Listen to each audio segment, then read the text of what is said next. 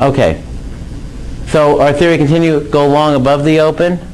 If we take one trade a day, we need to set entry points further away. Okay. What I'm saying here is if we want to take if we're only going to take one trade a day, we can't have very short entry points on daily bars. I do a lot of research with opening range breakout on daily bars and just don't put in a stop on the day that we enter. So if I'm going to do an opening range breakout test on daily data, I'm going to enter above the open and not have a stop until the next day, because you can't enter on a stop and exit on a stop in the back testing environment. But the problem is, what range, how far away from the open are we going to go? If we went 2x, we're only going to have about 5% of the days that we're going to trade. If we want 1x, so we said, okay, I'm going to get in anytime the range is bigger than the average 80-day range, we're going to have about 40% of the days that will count as opening range breakout days. So it depends how often you want to trade. The thing is, as you go closer, as you go from 2x to 1x, the amount of the retracement increases, and you don't close quite as close to the extreme of the bar. It drops to about 70% when you get to a 1x day. Continue. Okay. Now, who do we credit for opening range breakout? Well, Larry Williams and Sheldon Knight did a lot of the early work in opening range breakout. Larry used opening range breakout, and so did Sheldon, in 1986 and 87 when they turned small accounts. Larry turned 10K, and Sheldon turned about 50K into over $1 million. One of the things about it, and you say, well, if Larry and Sheldon did this amazing feat, why hasn't other people done it over the course of the years? Have you ever said that? Have you ever thought about that? I mean, are you aware of Larry's feat, turning 10K into $1 million? You've heard of it? Yeah. But you ask yourself, what? It was actually 2.14 million, and then he ended up going back down to like 700 grand at one point before he ended up at 1.1. Sheldon started with 50K, got to 500K, put 200 in his pocket, and then got up to about 1.2 or 1.3. But what happened is they had an edge. The bond market, back when they were trading, opened after the reports came out. So you'd have this very bearish or bullish report, and you'd enter on an opening range breakout right above the open on a buy, or below the open on a sell. The report had already been out for a half hour. The bonds used to open at 9 o'clock. So it was like shooting fish in a barrel. Yes? You posed a question earlier, how do you identify big range days, or when will they come about? Well, the point is, we don't know for sure yet. I'm researching that arena. So just like a trend, when you can get a trend, you basically assume you've got a big range day coming. Maybe you could do some filtering, like we were talking about, like only trade if the previous day's range was at least 1x. So you can do a little filtering to try to narrow it down. But you have to basically get aboard and assume it's a big range day, because you know you're going to be in the right direction, and hope you can control risk when you're wrong. Okay. Now the other person who did this work is Tony Crabel. And Crabel wrote his book back in around 1989, 1990, in which he did market analytics. He took short-term patterns, like the market closed up 2 days in a row. How does an opening range breakout work? The market closed down 2 days in a row. It closed down 3 of the last 4 days. How did it work? Narrowest range in the past 7. He developed all these patterns and did statistical analysis of it. Now in his book, and how many of you have heard of Crabel's book? How many of you have seen the craziness on eBay where they're trying to get $1,200 for it? The point is, in that book, a lot of that research is dated because he used a fixed value off the open, like 3 points on the S&P or 2 points on the S&P, which of course doesn't mean anything anymore. But he also discussed another rule that's in one paragraph in the entire book, that he has a formula for entering using opening range breakout. Now, how many of you would love to have gotten Crabel's, the genesis of Crabel's work if it wasn't if they weren't asking $500 for it. Right? Well, I'm going to give you Crabel's entry today. All right. Now, how we calculate opening range breakout. First, we're going to talk about Larry Williams and Sheldon Knight's work. Larry used percent of average range, average true range, and I end up using a lot just yesterday's range or yesterday's true range without the average. The markets have a short-term memory. So you wouldn't want to use, if you're using just the average range or true range, you wouldn't want to go back more than a few days. 3-day average true range is sort of, 3-day average true range is sort of the gold standard that a lot of people use, especially in the indexes. So you're going to enter 30% of the 3-day average true range above the open. That's like the classic methodology. Sheldon Knight took the width of the channel. Basically, the highest high in the past 3 days and the lowest low in the past 3 days. So he used the channel width because that was less immune to noise.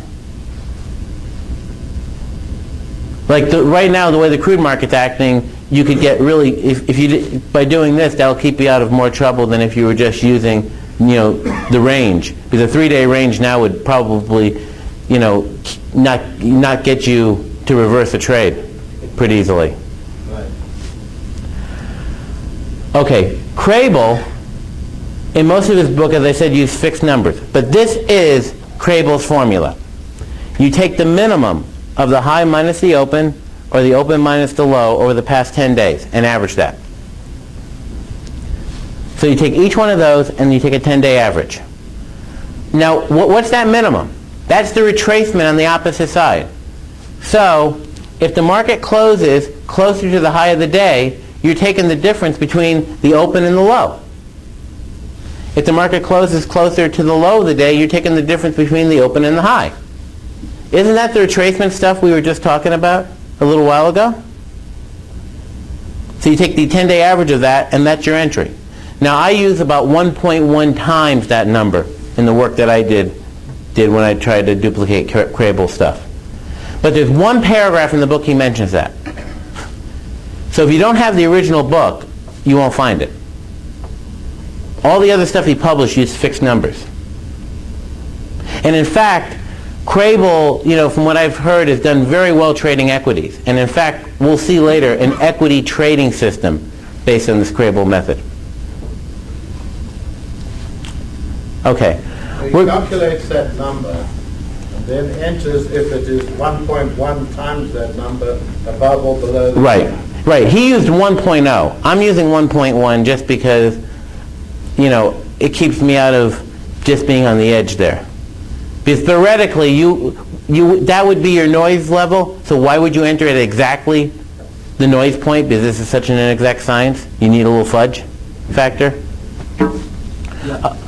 Yes. If you don't mind, Murray, this is some interesting discussion in terms of ranges and the importance of breakouts and opening breakout ranges. And just to reiterate your point then, essentially what you're saying is if you calculate this range calculation and you utilize a breakout point of 1.1 times that, then you use an entry for that to catch what theoretically could be the breakout day the next day. Right.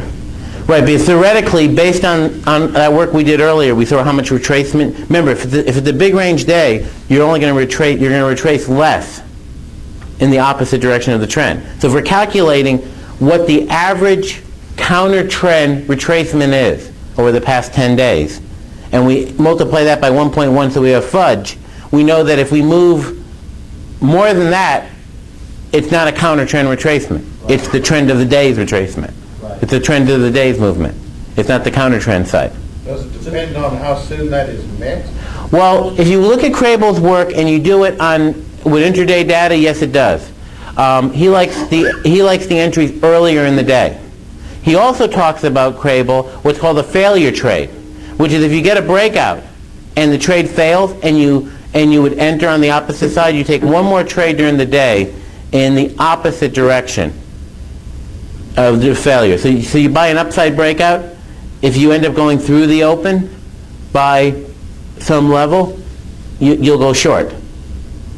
Those are huge trades sometimes, those failure trades. But I didn't want to go into the intraday analysis because that just adds too much. I can't present as much material if I start delving that deep. So this really, I mean, we're really talking about an opportunity for short-term entry into a breakout move. Have you ever looked at, weekly bars for this type of system? No, I haven't. Okay.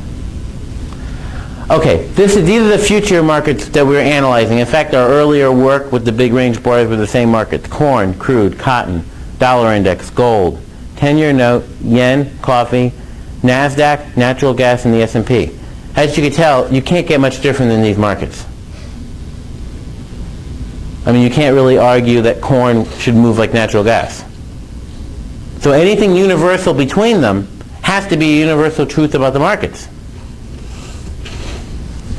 When Yes. you talk about retracement, do you consider any gap? Well, you're doing it off the open, so the gap is not included, because the open, takes into account where the gap is. That's why the open's the most important price, because the information about yesterday's high, low, and close in the open is all there. So you have all the information about the gap encoded in the structure. There are variations that use the close. The same Right. way. Is it true that 80% of the gap get filled? Most gaps get filled. Now, there's issues about whether you're overbought or oversold going into the gap, but that's beside the point here. I don't want to get too sidetracked. Okay, what we did here is we picked, again with Trader Studio, I was able to develop a simple system in Trader Studio that tested a concept. I tested one side at a time. I said, okay, if I'm X% of the average 3-day true range above the open, I'm going to buy and exit at the close. Or I'm going to buy and hold overnight and exit the next day's close. And then I would test the short side separately. And I tried 3-day average true range, 3-day average range, true range, and then I tried Sheldon Knight's criteria, which is the channel width. And I was able to run that using Trader Studio in an optimization and produce this report.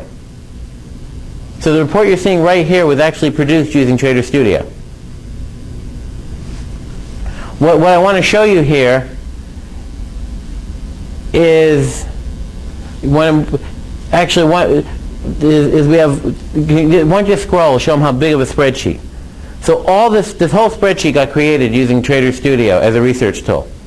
Now, wouldn't it be nice to be able to produce this kind of reports from your back tester? To have extra stuff that isn't in the sheets? In fact, we pulled out, you look through this and you have to analyze it. We pulled out one nice pair of parameters here. Okay, so in the Larry type mode, which is 3-day average true range, you can see we have 400, where was it here? We have 400, we have natural gas. No, that's the NASDAQ. We have $415 a trade on the NASDAQ. It's $132 a trade on the S&P. And you can see here, this is exiting the next day's close. So I was actually able to take the system and make the system so smart that I could have, arbitrary holding periods and have it outputted in the report. What the period was without having to, type my own reports. It actually spit out all this stuff just the way it is.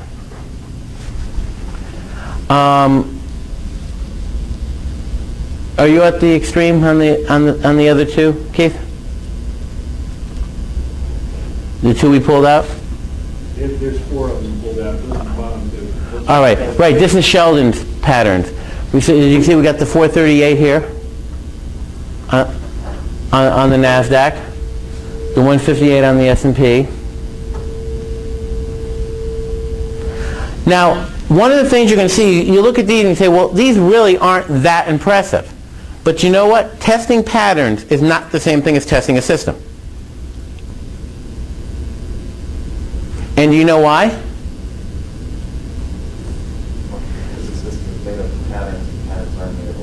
No, because remember the point I was making that the way these opening range, these moves occur This is one pattern. In fact, I'm going to show you a system that's made up of one pattern too. Is you go from a slow period and the range starts to expand, and then you blow out, and then you get quiet again. Well, these patterns are only taking 1 day of expansion. They're not taking into account the butterflying effect of the range expanding over time. So it's a different animal.